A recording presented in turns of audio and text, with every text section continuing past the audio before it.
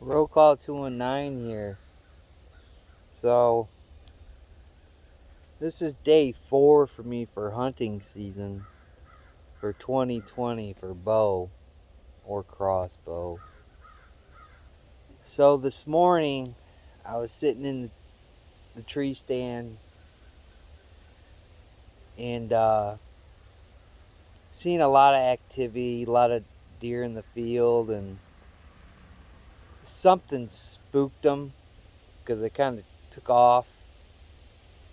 Then a lonely doe came back about 45 an hour later. Wasn't very big. My most educated guess, I'd say year and a half at tops. You have to deal with all the elements, all the stuff falling from the trees and the crows. But she's about a year and a half. And she was coming closer and closer and closer, and then started to veer behind me.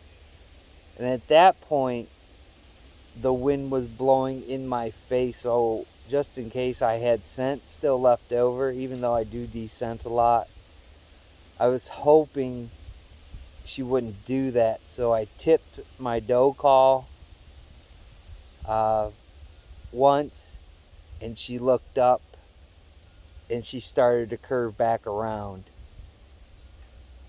The deer in my area, the way you can tell that they're really young or really old is the old ones kind of fall for it. They fall more for a bleat, like a, a, a fawn in distress kind of call, more than they do just a doe call, unless it's the dominant doe in the area and she doesn't want any more does in the area. But this one fell for the call, circled back around, and she kept on walking up the line of the field. At that point, she started to get too far because I'm trying to guide her into a hole that the deer have made naturally, uh, where it leads into a trail, and that's where I was trying to get her.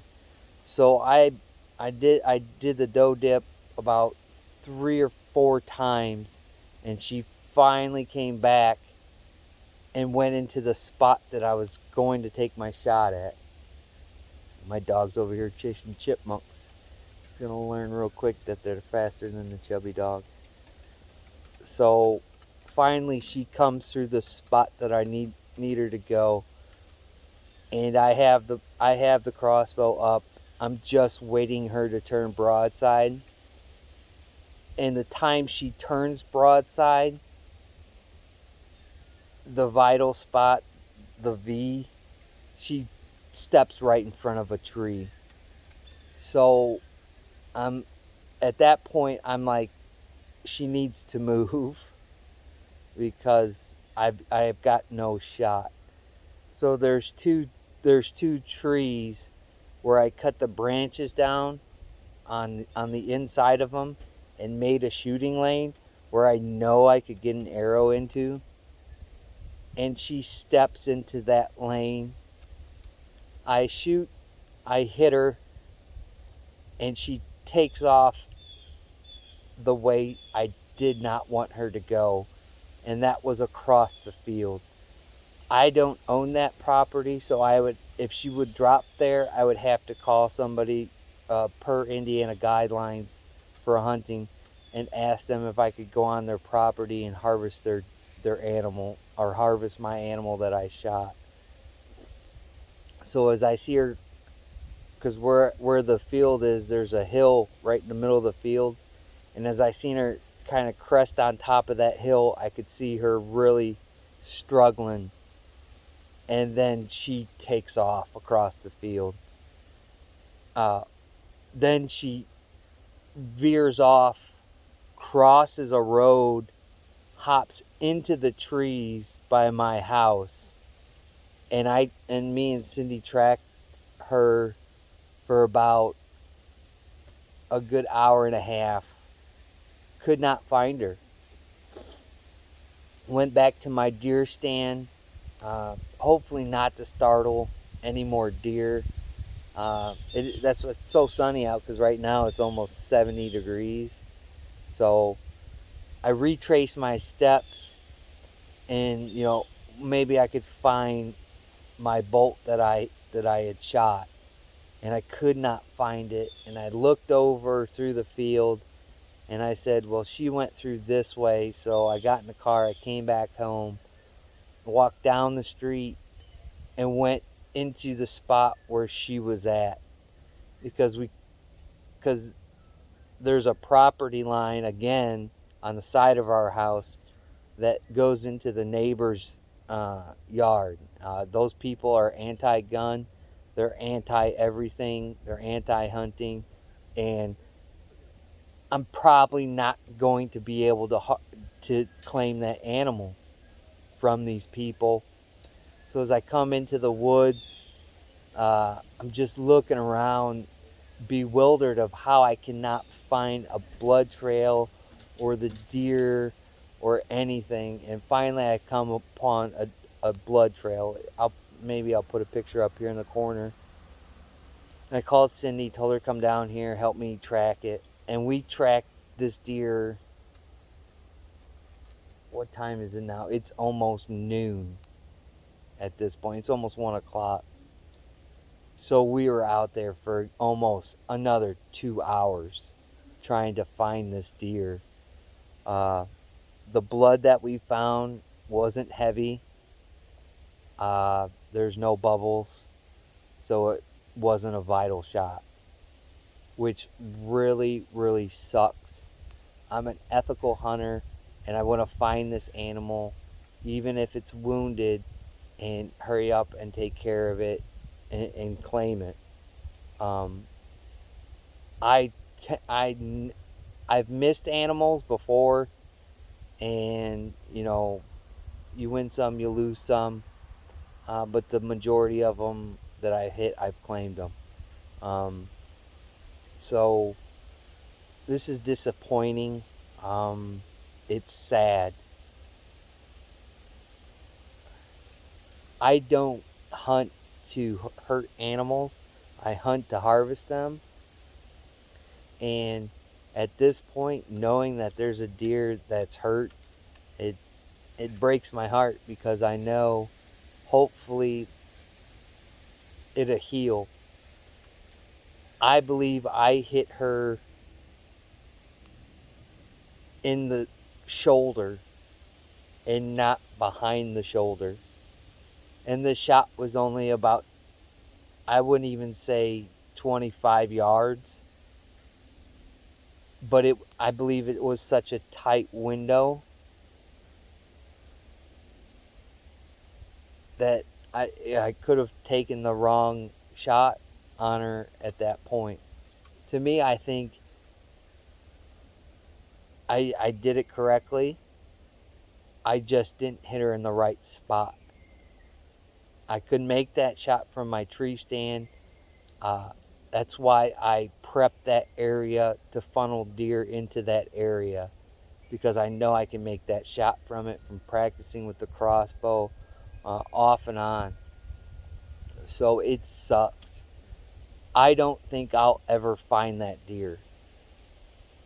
I believe I tracked that deer through some of the heaviest brush, and the blood trail got lighter and lighter and lighter until it was a drop here, some broken branches here, maybe a speck of blood. Good thing for Cindy's eyes at that point. But we tracked that deer for quite some time and never found it. And she took a couple of zigzag paths, which really sucks. And this is why it's so key to hit these animals in the vitals. It's imperative that you do it, or you fall into this trap. I would call this the hunter's worst nightmare, because you get a good shot on a deer, well, you think you do, and then the shot didn't end up where it's going, and then on top of it, you know, you didn't claim it. It's a sad time for me because I don't get the property that I'm hunting is so small. It's such a small window of opportunity with work, with the kids, uh, just everyday stuff. Getting out there is tough, and this is the first full day of hunting, and I spent an hour in the tree stand. I get a shot, and then I spend almost 2.5 hours tracking a deer that I don't find. So day 4 is the hopefully day 5 will be okay if I can fit it into my time. This is why I like guns for hunting, and you gotta be. It's even more critical for using arrows or bolts or whatever you want to call them at this point. With guns, I usually drop the deer. It's not a problem. Especially if you just kind of graze the animal. I've seen tons of videos and heard tons of stories of people shooting a deer and not claiming it. I get it. Usually I'm a lot better with a gun, but it's not gun season. So I figured this will extend my season well past uh, firearms, because the firearm season for Indiana is very, very short, in my opinion. Maybe not for others, but I think it's short, especially if you don't have a lot of spots. I've always said the more spots that you get to hunt, the better chance you have. The better, uh, uh, the more spots you have, the better chance you have, and the more you cure that spot for to entice deer to come there and hang out, the more luck you're gonna get. And I have prepped this spot for since late July. So I've really put a lot of time into this, and at this point it feels wasted because I didn't hit the animal, first of all, in the correct spot, and then I couldn't find the animal. So it's like a double whammy. This is a nightmare. Uh, but we'll just have to see. I'm gonna go back out tonight. Uh, I've seen stories where when deers are hurt that they show back up after they heal. They've actually done it.